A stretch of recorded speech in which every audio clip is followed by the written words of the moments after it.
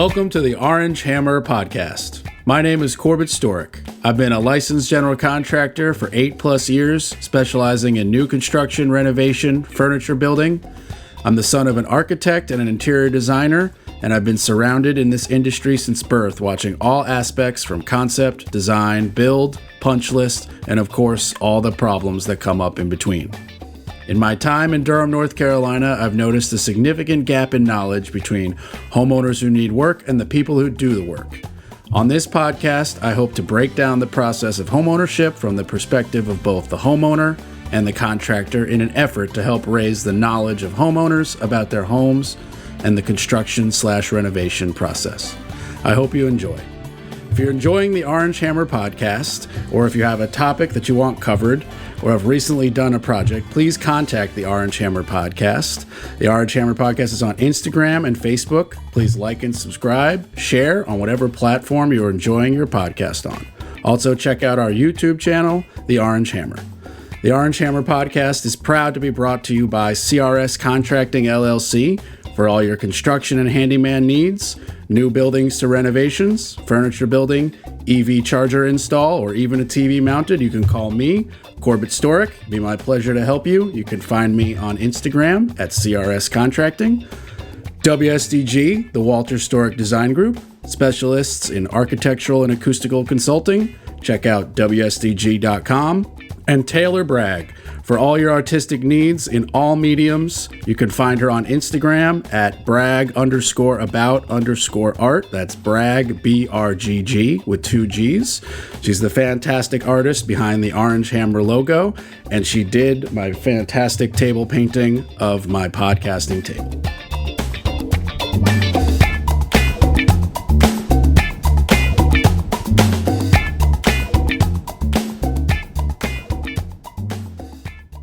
Welcome to the podcast, everybody. Today, my guest is Lee Agee. He is a very good friend of Jeremy Stallings, who is a very good friend of the podcast. Welcome to the podcast, Lee. How you doing? Doing all right. How you doing today, Corbett? I'm doing really good. You know, one limp at a time as we heal this foot. But I understand you're joining the slightly limping club as you fell off a ladder yourself. Yeah, unfortunately so. On the mend here. Doing better every day. I'm glad to see that you're upright and not in pain. That story did not sound wonderful. I want to thank you for coming. I know that everybody's time is precious. Jeremy was adamant that I get you on after we came out to visit. So tiny backstory for the listeners. Jeremy and I, we've gone halves on some land, and we're several years away, but we are making strides to build a metal box, basically a workshop. And you were like, "Hey guys, over here, I just did that. Come check it out," basically. So we took a drive, like an hour or whatever.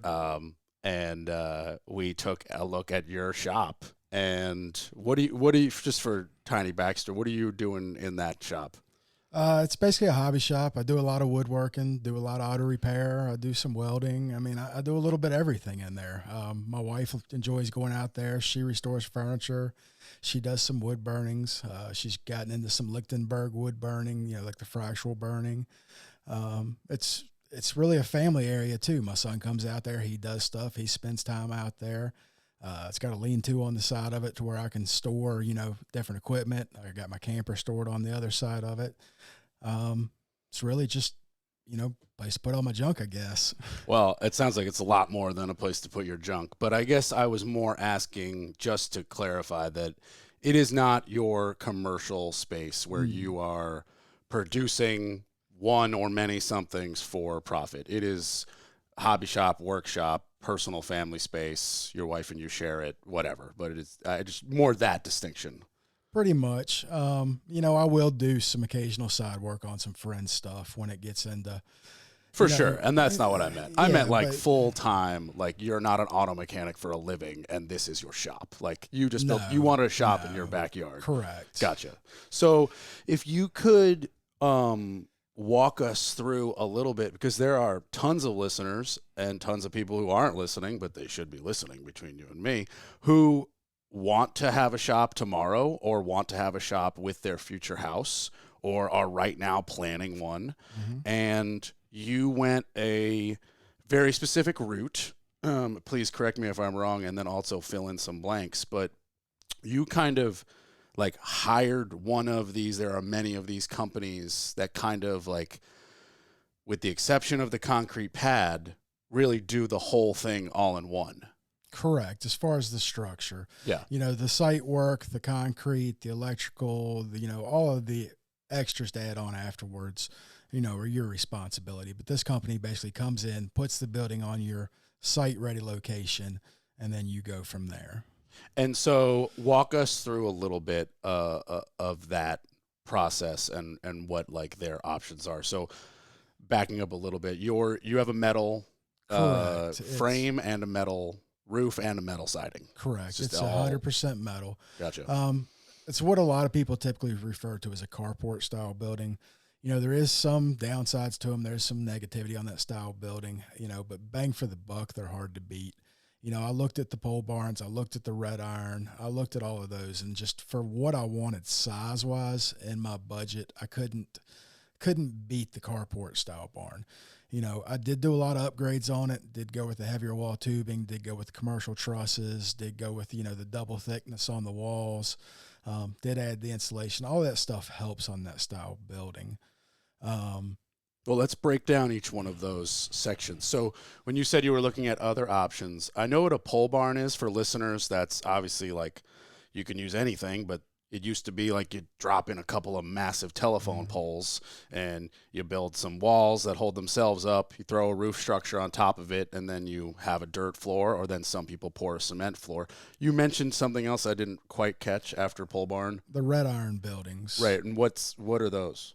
Basically, it looks like guardrail a lot of times on the framework. Like the red iron guardrail is the one it's similar to. Okay. That's what the framing on some of those looks to. Some of them are I-beam. Those get to be quite expensive sometimes, and the problem with those also is typically the companies that sell them do not install them. You're left to install and build the building yourself. It's like IKEA. They just hand you a kit and like have fun. And I wanted something that, okay, I write the check, they put it together, I'm done. I went in, I did the electrical, I did the plumbing, I did all the outfitting, I did all the other trimming, and did all the upgrades on it. I had no interest in putting together a 16-foot tall 40 by 60 building. I had no interest in doing that. Okay, so you just answered my question about dimensions. You said 40 by 60, 16 feet tall. Correct. And so starting from the beginning, site work wise, you've got to clear it. You've got to compact it, maybe bring in fill depending on anybody's location and what your land may look like. I think if memory serves, you had to bring in quite a bit of fill because you have a little bit of a drop off there towards the back. All in between fill, dirt, rock, gravel, everything. There's 26 dump truck loads in there between everything. And those are like 10. Those are about 15-ton loads. 15 ton. 15 ton. 15, 16 ton so loads. Much. Yeah, it was a lot of fill. It was a lot of fill. It was a very unlevel area. Yeah. The initial fill for the pad, that was probably somewhere around 12, 14 loads. That was brought in, it was compacted, it was leveled, the pad was poured. All the extra would be where, the one side I made more of a gradual grade out into the yard. I did a bunch of backfill in the back. I put gravel around the whole thing. I redid the gravel in the front. So that's where a lot of the extra loads came in. But like I said, the initial fill was probably about half of that. Yeah. And I mean, you could argue either direction that the extra fill is in fact, and I'm using air quotes, extra, but I would argue that it's just as required to support that outside, or you're going to have structural movement when the things settle, and then you're going to have cracks in your slab. I mean, you're going to have a crack one way or the other, Correct. But like hopefully it's years from now and it's minimal. But like if you don't want it 6 weeks in and in a really bad spot, you've got to support the outside. Correct. So I know you say the word extra, but at least when I walked around that site, which was not for very long, but enough, it seemed very needed. It was. I mean, because of the way the land laid. I looked at other spots on the property, but I really wanted to keep the shop closer to the house. Anywhere else I would have gone, I would have had to clear a lot of trees. I still would have had leveling, still would have had a lot of site prep. So it was kind of a toss up. So Right. that's the way we went. And I Yeah, think your location's great. Yeah, I think it turned out well, with the fill and with the final grading and everything else. It took me almost a year after I was done with the shop to get the final grading, to get the gravel around it. Because, I did all that stuff myself. Okay. I did not know that. Yeah, I did all that myself. So, just backing it up to like in like the steps of the building. So you got the clearing you could do. I'm assuming you hired somebody professional to form and pour the concrete. The concrete company actually did that. They did the initial fill, the initial compacting, and then digging the footers, pouring the pad, doing everything else. Oh, they did the fill. Oh, okay. They did all of that for the pad, just the site. Like I said, they didn't do any of the other. So you just did the post building grade. That was all the extra. Oh, okay. Correct. Okay. It was a pretty steep drop off if you were looking at the garage to the left hand side. I know the listeners haven't seen it, but if you were looking at that side, it was a pretty steep drop. It was probably about 4 foot, and we're going to say it was probably, a 20-degree angle that they had left right there. That ain't going to last. It was going to wash out. It was going to rain away. Yeah. It was going to be a problem, especially once you get a building there and everything's running off the top and hitting it. It's more aggressive. Yeah. On that, it'll be on that one spot and it'll just erode away like a cliff face. Yeah, exactly. It's true. So I have a thing on this podcast where we only do positive shout outs. Mm-hmm. So assuming you are happy enough with the product and the service, who did the building? The building was done through a company called Eagle Carports out of Mount Airy. They typically don't sell direct. I contracted through a company called Big Buildings Direct. I had very positive experience with both of them, actually. Good to know. The only minor complaint I have, but it is what it is, was the lead time. The lead time was longer than I was initially told. Other than that, the guys who came out and installed it, they were very thorough. They looked through it. They were proud of their work. They went above and beyond. I even had them do an extra cutout in the back wall for the air conditioning unit. No worries whatsoever. Did it for me. Like, I really did have a good experience with them. Overall, all the contractors that I had that did things on it, they were good to go. Gotcha. And on that note, because you're not, like professionally wise, you're not in this industry. Correct. So how did you go about finding Buildings Direct? How did you go about finding your concrete subcontractor? And I believe you did everything else yourself. Correct. The building, was hours and hours of internet research, to be honest with you. That's where that came from. The concrete, word of mouth, local guys to where I was. I've been told they did good work. I'd reached out to several other companies, typical, no response. I called this place. They were right with me, came out the next day, gave me an estimate. They were Johnny on the spot. Were they the cheapest? No. But they followed through. They did what they said they would do. And, that means a lot sometimes. Well, you get what you pay for, too. Yeah. So the cheapest could mean subpar cement, subpar rebar, they don't compact. I mean, whatever. There's a laundry list of ways that people cut corners. But, yeah, the cheapest is not always the reason to do something. Yeah. Okay, so now at this point, you had a great experience overall, would recommend. Found your concrete contractor, word of mouth, and locally. Now, if you wouldn't mind just kind of detailing, I think you kind of rattled off a really quick laundry list of some of the like add-ons that you did, like double, like you said support, like thicker trusses, you did thicker walls. If you could go over those, and also like, are they things you did through them, or did you do them like yourself? Like, did you insulate through that company, or did you hire an installation company? So anytime you order a building, you're given your basic building, and then you're given a list of upgrades that you can do to the building. Like I talk about the walls, a lot of buildings are going to be framed just a single, 2x2 square tube on the wall. Well, I had them going ahead and upgrade that to the 14 gauge tubing, and then they take the two of them and they weld them together so it's double thickness there on the wall for the wall support. So you have the whole perimeter of the building that you have the double thickness there for the support. then had the commercial trusses, which I forget exactly what the spacing is, but the spacing on them's tighter together. And then they're basically formed in their bender, for the supports underneath. The insulation was an extra add-on. I'd looked at doing the spray foam insulation, which, yes, the spray foam insulation is a better insulator. I will not argue that. But as far as fit and finish and the inside look, I chose to go with the fiberglass insulation that had the white backing, as you saw, that looked a lot better. Right, because you haven't. Are you I know it hasn't yet, but are you planning to put like plywood and or sheetrock? Eventually, I want to go back and put 4x8 OSB around the Gotcha. bottom, stand it up 8 foot tall, put it around. I have done it in some spots. I've done it behind the workbench. I did it behind the sink. I've done it in some places. Due to the cost of plywood Right. at the time, I didn't do it. I forego it. I just couldn't spend that kind of money on top of everything else at that point.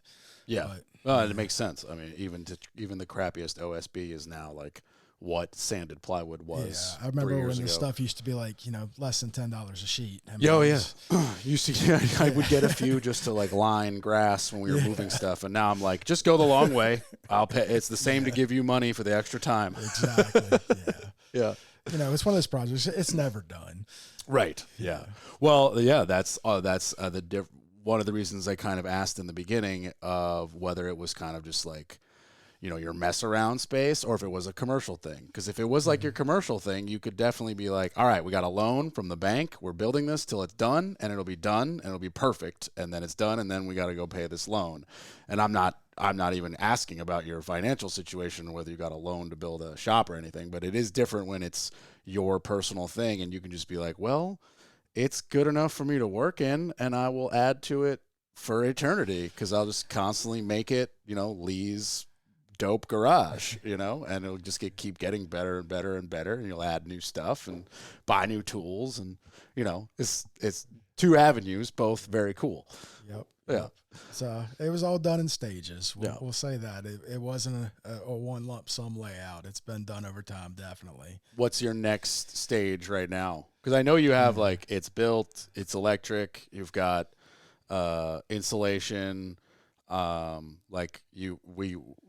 we toured it, it's functional, you build stuff. So what's the next The next thing I want to do is a better climate control system in it. Gotcha. Yeah, that one little end unit is probably not like. I've got a 2-ton, window unit in there. It's 220 volt. It does okay. Yeah. And heat wise, I've got a 30,000 BTU propane wall mount heater in there. And once again, it does okay. It's not great. I'd like to go back and look at putting in, an actual HVAC system on it, whether it's some, kind of mini split or whether it's an actual system. I don't know yet. Yeah. But that's probably gonna be one of the next things I do. And after that, I'd touch base, like I told you before, I want to build a loft in the back of it. Yes. Yes. Some different things there. You got a lot of storage you could utilize. Yeah, a lot of overhead space that's not utilized right now. And then the OSB, as you already mentioned. Yep. Yeah. So the insulation, just to touch on that, you have that done through them as well, and they put it in, Correct. or you put, okay. So what they do is they build the frame of the building, and they put the insulation over the frame of the building, and then they go back and put the metal over the insulation. So the insulation was basically sandwiched in between the frame and the roof and the siding. It's an interesting order of operations there. Yeah, I mean, it makes for a nice fit and finish on the inside. The only problem you will notice is on the outside, your metal isn't going to sit quite as flat. It's not horrible. You look at it and you really study it, you can notice it. But for the fit and finish on the inside, I preferred it that way. Gotcha. Okay. Well, these are crucial things that people want to know when they're building a shop. I know that even before I had met you, I had looked into these companies. They seem to be everywhere, and there's so many different ones. Oh yeah, and within within 4 feet of any number you could think of, they can get pretty close, to almost every dimension, and figure out, how big to span and whatnot, and garage doors and windows and all that. And it does seem to be a very quick way to get like an entire kit, like up and running if you don't have the time to like piecemeal it yourself. I have debated whether it would be personally smarter to like do kind of what you did and get one of these kits, and then I'm always like, well, man, I know a framer and I know a sider and I know a roofer, and like would it be any different? I don't actually know. It's there's just like so many questions till it's actually time to like pull the trigger and actually have people give you real prices. But it is very interesting to see somebody who's actually like used one of these kits like yourself and is happy with the end product. Yeah, I am happy with it. I'm not going to debate that, a post frame, a wood built shop. Yes, they're nice. They're very nice. But, you're going to have almost double the money in something like that. You're going to have a lot more time in something like that. It really boils down to what you want and what you're happy with at the end of the day. I'm very happy with this. The exterior look, it does even blend in with my house. I've got a 1901 farmhouse. I've got this building behind the house. It looks good behind the house. Yeah, and you did a two-tone siding. Yeah, it's got the wainscot on the bottom. Yeah. It's all trimmed out. It's, exterior-wise, you wouldn't know that it's that type of building. You would think it's, a stick-built building. They built this building in a week. You're not going to build, a stick-built building like that in a week. You're just not going to do it. This building is built in North Carolina. They basically build it before they even bring it out there. They've already got the trusses together. They've already got the sides together. They've already got everything built for it before they even bring it out there to you. They're just assembling it on site. Yeah.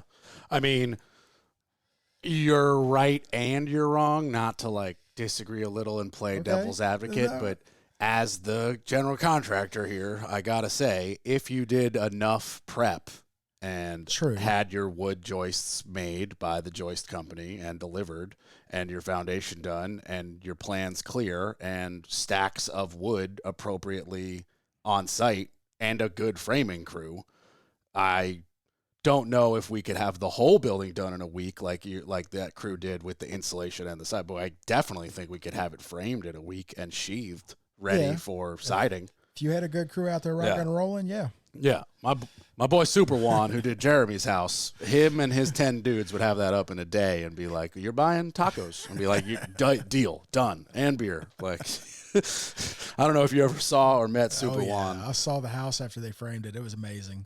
No, but I don't know if you ever saw the videos of him like working alone and lifting 20-foot 2x12s alone. It was like the dude literally was like, "How are you doing that? You're not even that strong." It was just. He had a way. I don't know. It was impressive. It was impressive. So you perfectly segued into your farmhouse.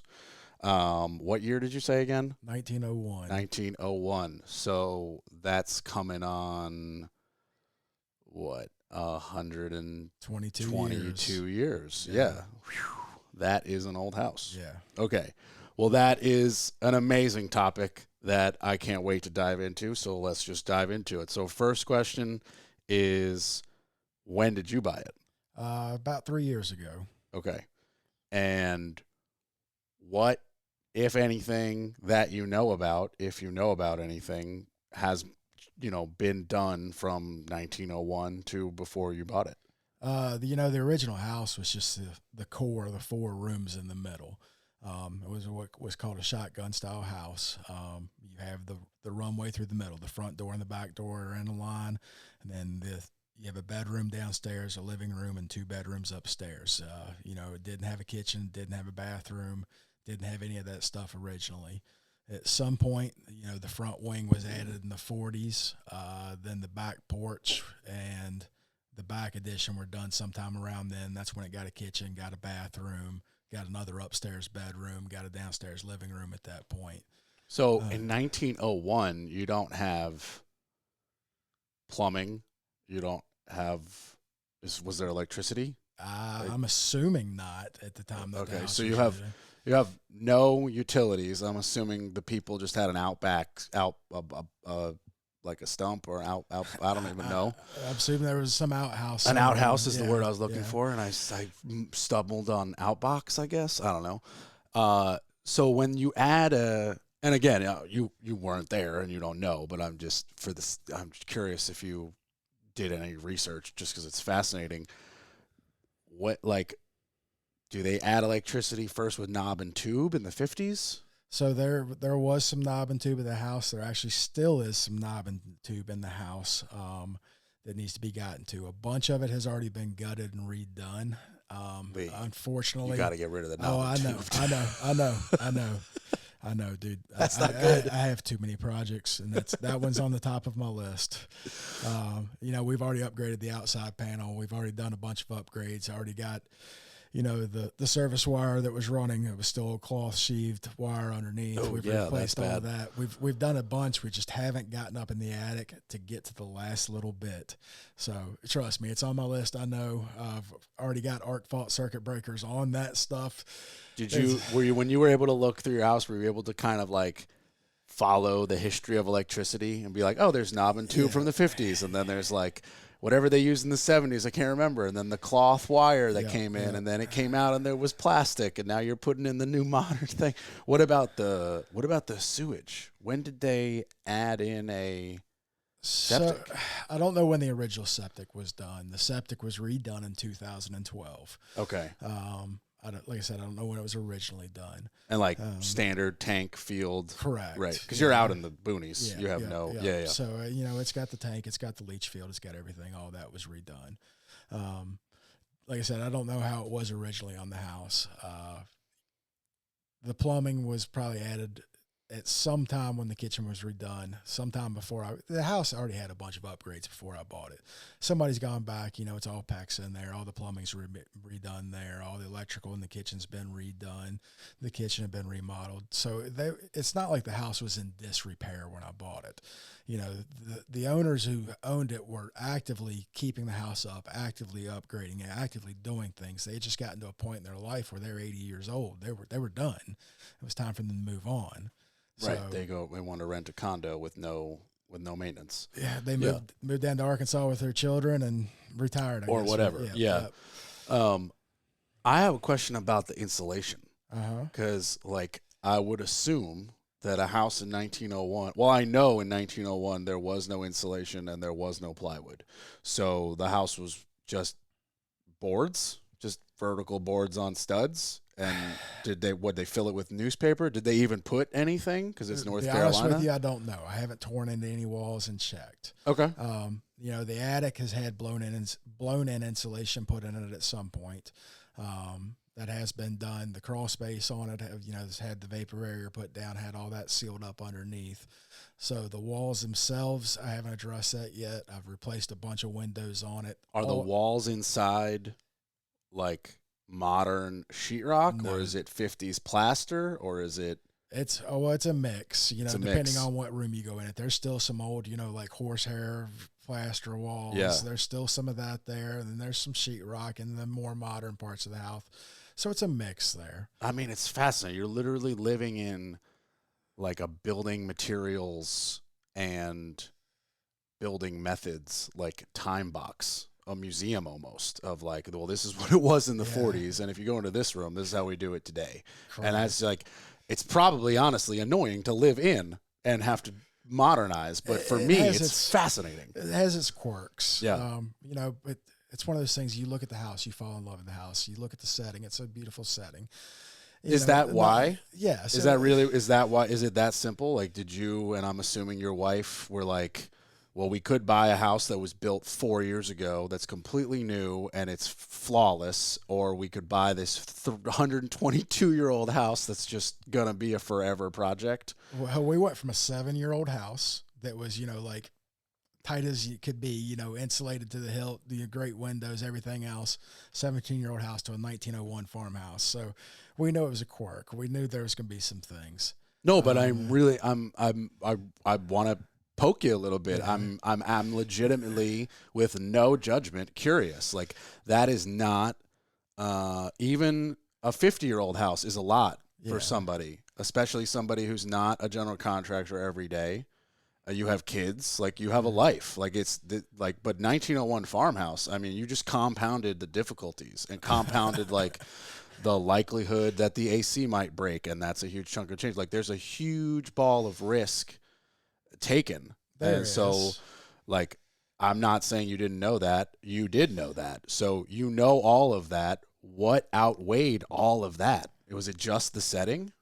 A lot of it was the setting. That you pull up to the house. The house is just beautiful. You know, it's a nice piece of land. It's an old farm. I'm surrounded by farmland. I don't even see any of my neighbors. I mean, it's really to get away and be there. And I enjoy working on things. I enjoy, I've always got a project. I can always find a project or something to work there. I'm never bored. Your old house had how much land? I had right at 3 acres before. Okay, so you tripled it on your quadruple, whatever. What do you have, 80 now? Or no, it's almost 9 acres. It's almost 9. Oh, okay, it's surrounded by farm, but it's not yours. Okay. I'm surrounded by a 250-acre farm that's basically wraps around me. So, gotcha. So you don't have to deal with as you said, you don't have to deal with anybody. That's I mean, I'm trust me, I'm not trying to question how beautiful it is. Obviously, Jeremy and I are the only people who listen to this podcast or even know about this podcast who have been out there and can attest to it. But it is stunning. It's a great part of the country. It's within 2 hours of me, so it's similar. And I love where I am, and I'm a big fan. But it's just not everybody could tackle that. Not everybody could have the I don't know, I guess just like the roll up their sleeves mentality to do that and live in it, I guess, is what I'm saying. Because I think it's not easy, but easier to separate those. If you're like, okay, I just bought a POS house, and every day I go to it, and every day I work on it, and every day I leave, and I go back to my apartment. But you were living in it.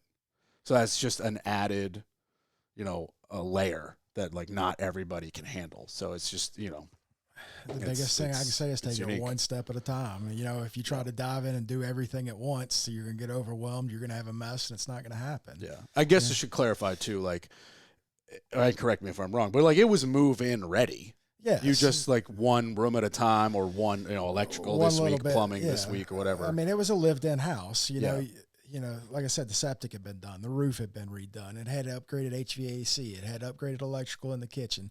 So, it's not like it was, I come back to, it wasn't in disrepair. Yeah. It was in need of things, yes, but it wasn't in horrible shape. It's a 1901 house. It needs stuff. Yeah.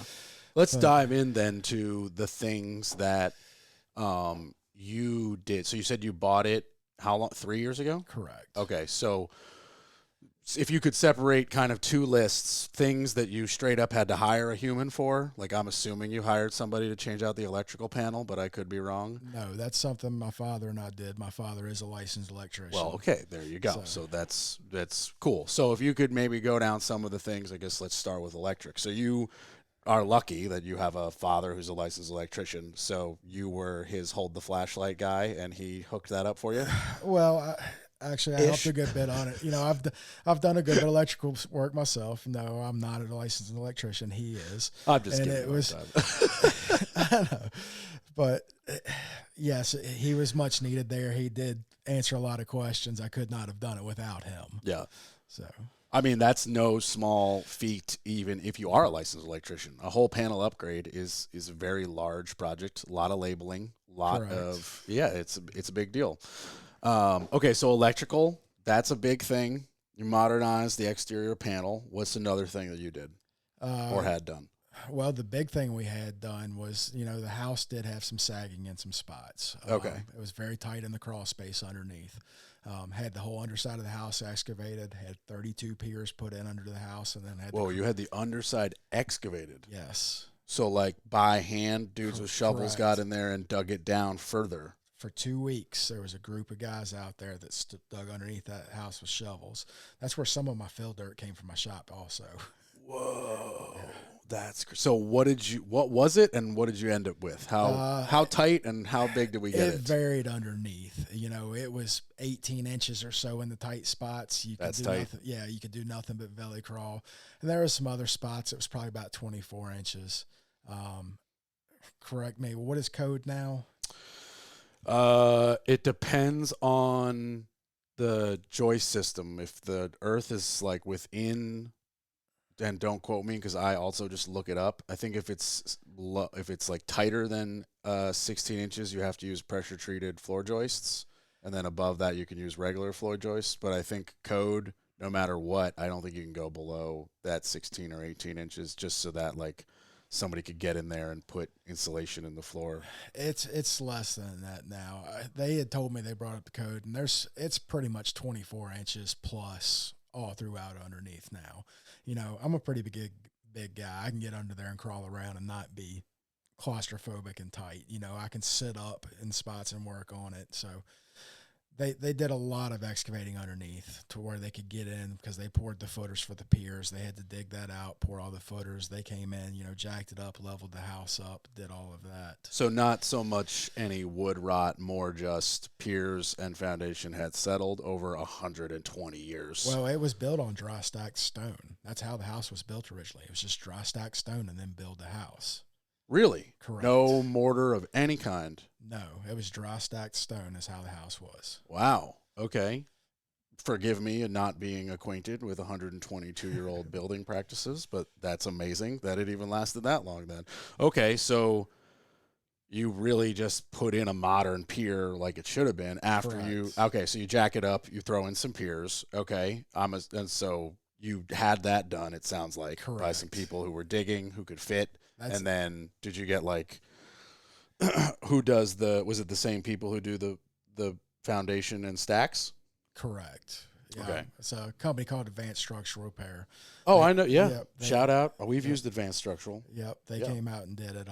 They brought out an engineer. The engineer looked all underneath of it, drew it up, told them where they should do it, did everything. So they did the whole package for me. Yeah. Yeah. I don't have any complaints on Advanced Structural. We don't use them anymore just because I have an engineer who's cheaper, a foundation guy who's cheaper, and a this is rotten, I'll replace it guy is cheaper. Gotcha. And they do it all under one roof. Yep.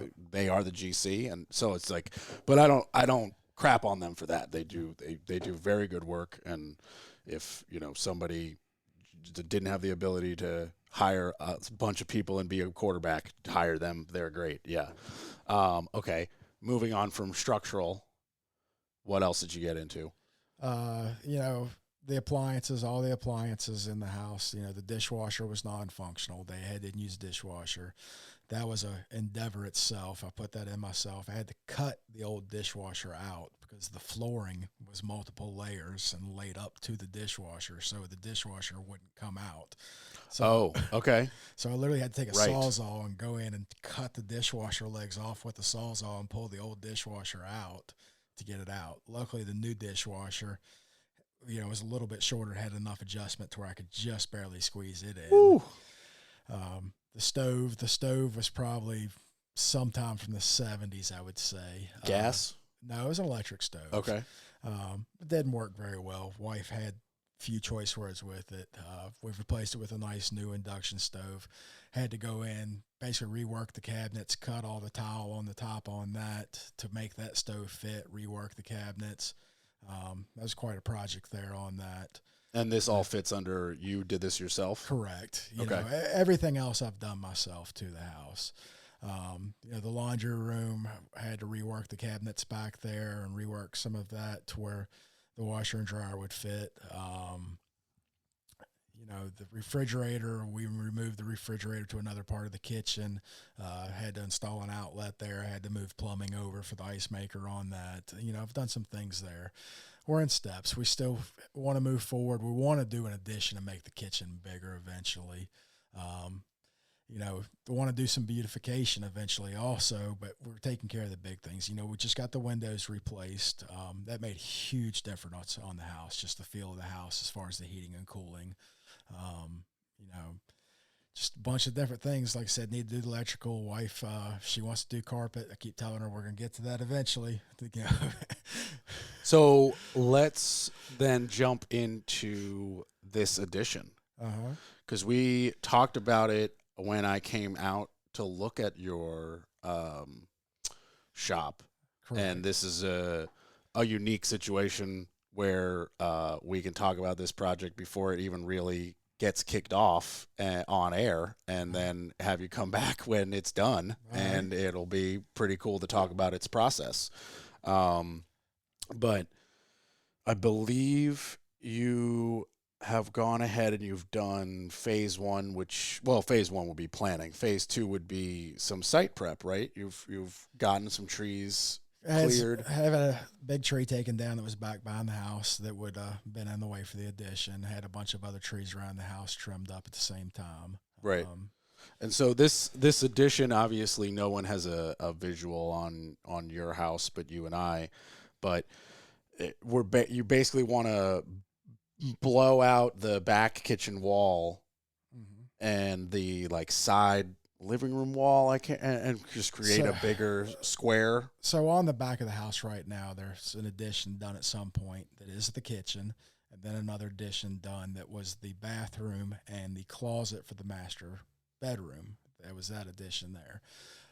So it's an addition on an addition. Correct. Right. So, these things are added onto the house. Unfortunately, the bathroom's really small. The kitchen's kind of small. That's really my wife's and I big gripe with the house.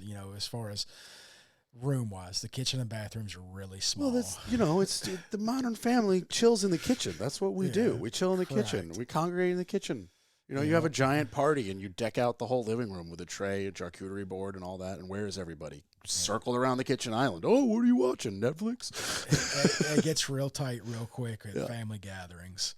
But, basically it's an L shape right there, and there's a porch inside of that L shape. So basically we want to lose the back porch, put the addition onto the kitchen, make the master bathroom bigger, make a half bath there, and then add onto the kitchen and just make that whole area blend better.